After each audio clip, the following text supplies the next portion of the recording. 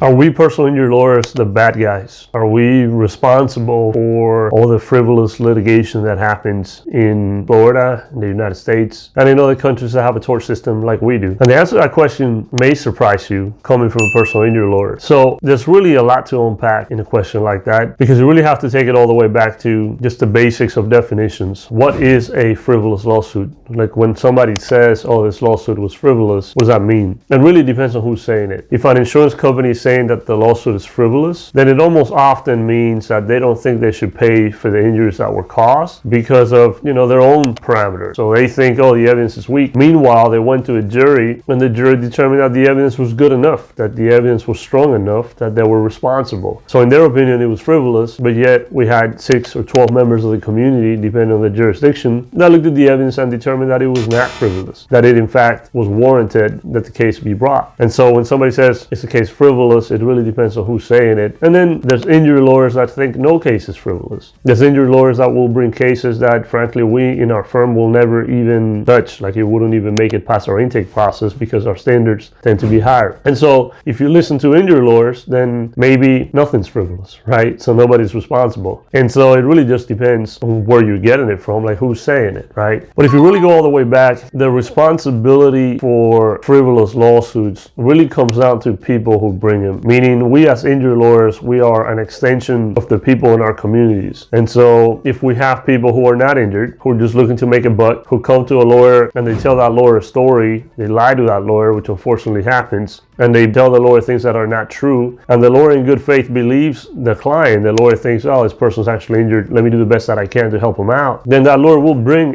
what is a frivolous lawsuit, even though they intentionally are not doing that, even though they think that this is actually a legitimate case, a legitimate lawsuit. And so in that scenario, the frivolous lawsuit is brought by the person, really, that came to the lawyer and lied to the lawyer. And often what happens, and somewhere in the litigation, the lawyer realizes that this lawsuit is frivolous. Like they realize the evidence comes out, it's not what the client was saying happened, it disproves the client's version of events. And in that case, an honest, ethical injury lawyer should get out of the case. Essentially should have a conversation with the client that tells, hey man, you lied to me, this is not what happened, this is not what we had in mind, so we're going to shut this case down. We're going to get out of the case. I'm not going to take this case to a jury, basically knowing that this is not accurate, this is not true, that this is a false injury case. And the reason for that, the importance of that, is that every time a person pretends to be injured and brings what is essentially a fake injury case, it makes it that much harder for people who are actually legitimately injured to get justice. Because any frivolous case that makes it to a jury, it's going to affect that jury's view of really all injury cases in that community. And the jury is essentially the community. And so those 6 or 12 people are going to go back to their families, and they're going to tell their families about how they just sat on the case where there was a guy who was pretending to be injured and he wasn't, and there was a lawyer presenting that case to them, even though it's pretty clear that the guy wasn't injured. And so in that scenario, it affects everybody that's actually injured. It affects everybody who really will have a claim, but then that community is thinking that these cases are fraudulent or fake and they don't give it the attention that they deserve. And so then the question becomes, ultimately, if there are frivolous lawsuits out there, who's responsible? And really that just depends on who you ask. Is it the client? Is it the insurance company? Because the frivolous lawsuit is not really a frivolous lawsuit. They've determined it to be so, even though the evidence supports that it's a legitimate lawsuit. Or is it the lawyer that takes the case, whether they know it or don't know that it's a frivolous lawsuit, and moves it forward? And that's a debate that I don't think is ever going to be settled. And I think depending on who you ask, you're going to get a different answer, because depending on who you ask, they're going to give you the answer that supports their position and that advances their position. And so if you listen to the insurance companies, the lawyers are the bad guys. If you listen to the lawyers, the insurance company is the bad guy. If you listen to the client, then, depending on whether they're a legitimate client or there's somebody who brought a fake lawsuit, they'll have different answers.